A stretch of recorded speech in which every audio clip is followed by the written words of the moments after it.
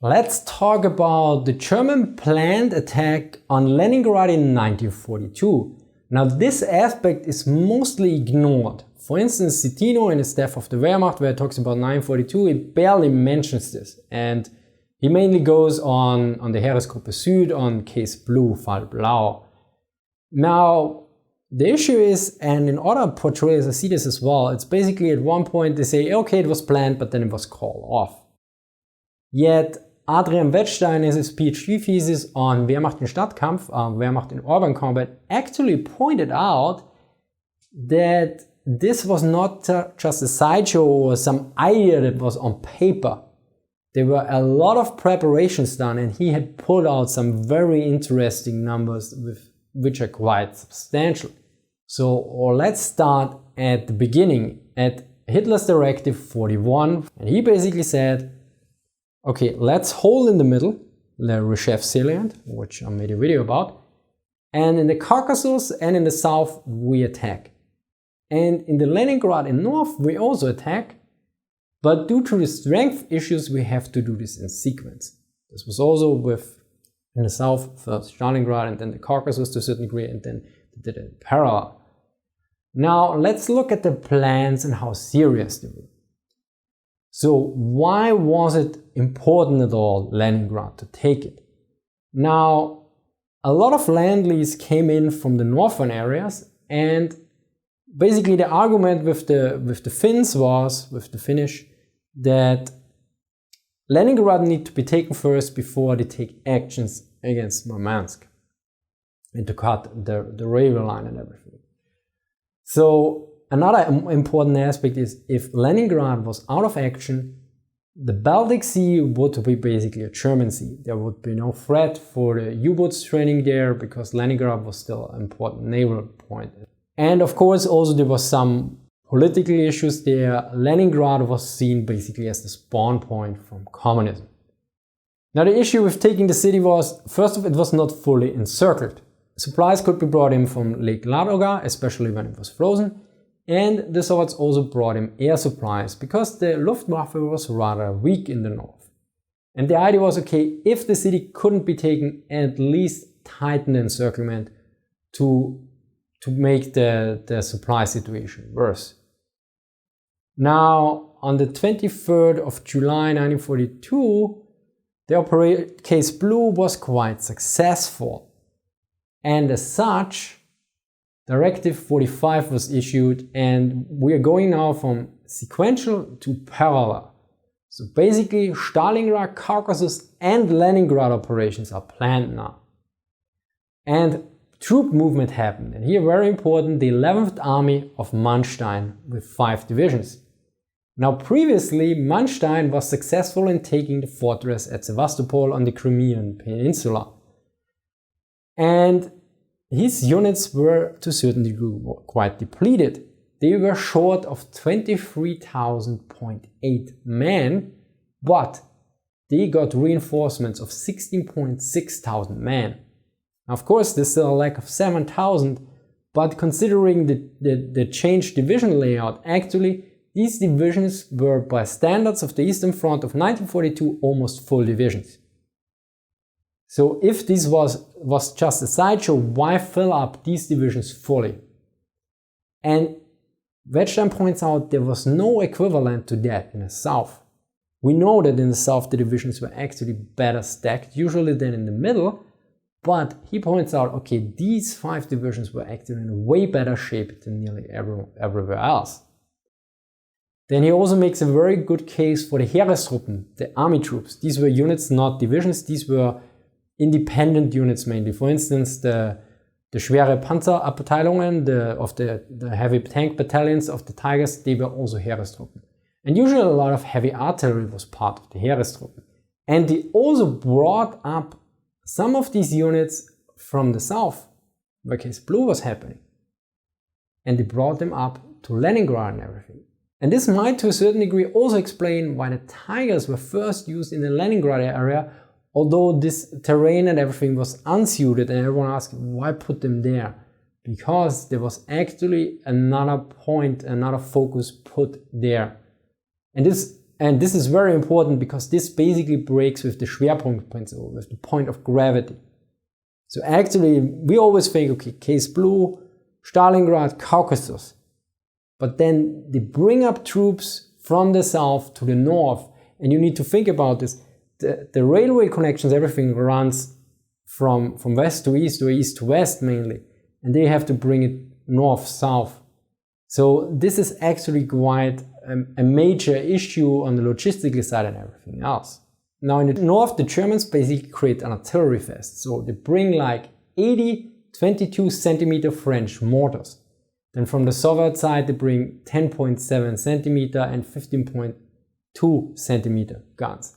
They also bring German guns like 17 centimeter guns. They also bring army coastal batteries and way more. Now, how much more?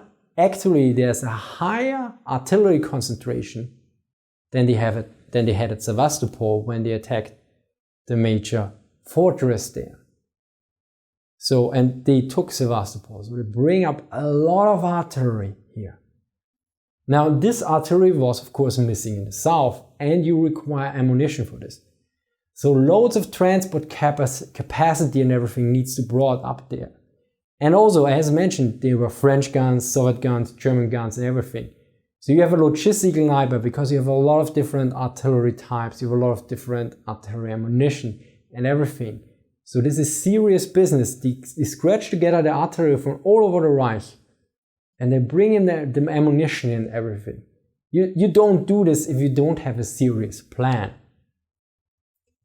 Now, the viewpoint of Hitler was very interesting because he said, well, the terrain at Leningrad is actually better than in Sevastopol because it's flat and in Sevastopol there were ruins and forts.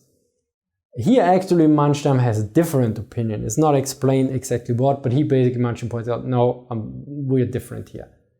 And Hitler also argues we have to win this battle with the blöde Masse of material, so with the dumb mass of material. And he also wants the city to be destroyed, and he's very optimistic about the use of the Luftwaffe. Because at Sevastopol this worked. But Manstein again is very, okay, we know against urban targets, Luftwaffe doesn't really work. He talked with Richthofen and he also agreed. Now, the Kriegsmarine is basically against the destruction, or we want the shipyards there. So they're basically the only ones that argue, okay, yeah, we want something there because everyone else is like, we don't need Leningrad at all. Whereas the Kriegsmarine argues, we want the shipyards. Now for the plans, basically, Manstein actually gets mostly a free hand. And he notes the most of the fighting will be done by combat engineers. So there's a heavy focus on flamethrowers and little to no tanks will be used. Hitler also but notes he wants to prevent urban fighting. And the main issue is there's not enough infantry. So the idea is with a long artillery preparation and a long preparation of the Luftwaffe to preserve the infantry. Yet the point is made by Manstein not to attack the city. So the idea is to beat the Red Army outside of the city ideally and then encircle it completely and starve it out. So this is quite in contrast to 1941 when they think they can take the city easily. In 1942 they switch to besieging and starving it out. So now the question is, there was serious preparation and serious plans. Why did the attack never occur? So already in August the Soviets attacked, they counterattacked. So 3 infantry divisions of Manstein's 11th Army are needed to defend. Artillery is also used during the defense, and finally there's a lack of forces and material, but they still keep preparing at this point. So they suffered some losses and everything, but they didn't call off the operation completely. Now the operational plan is now basically encircle the city, destroy the Soviet forces outside of the city with the help of artillery and the Luftwaffe, and then if possible enter the city. Now the situation, the Soviets still attack, and by 4th of September Manstein is actually deployed to defend now, and he's fighting till the 2nd of October. So August, September, and at the beginning of October, the Soviets finally stopped the attack.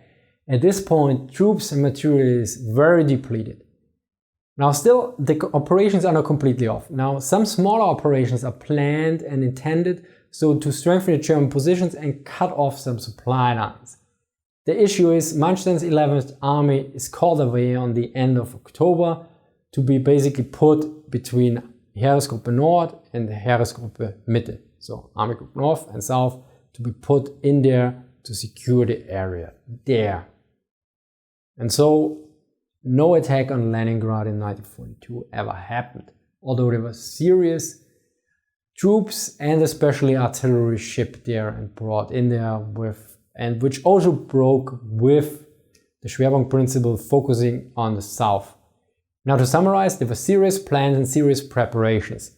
Important resources were reallocated, and it also very interesting, as you can see, there's actually no clear focus, no Schwerpunkt for the Germans, even in 1942. So unlike one expected, if you look at the traditional view that there was only the attack in the south against Stalingrad and then the Caucasus, but again these were planned originally as sequential, then you can actually see it's getting muddier and muddier. And then everything makes a bit more sense because Hitler couldn't just focus on one point. So German units are already stretched thin and they're stretched thinner and thinner. And it's also very important that the Red Army attacks not only in the Reshef salient, as pointed out, but also in the northern area. So big thank you here to Philip for sending me Wehrmacht in Stadtkampf, for Jonas sending me Death of the Wehrmacht, and for Jack for sending me Fun in the East. This book helped, or basically for Phil, it originated this video. So everyone else, thank you for watching and see you next time.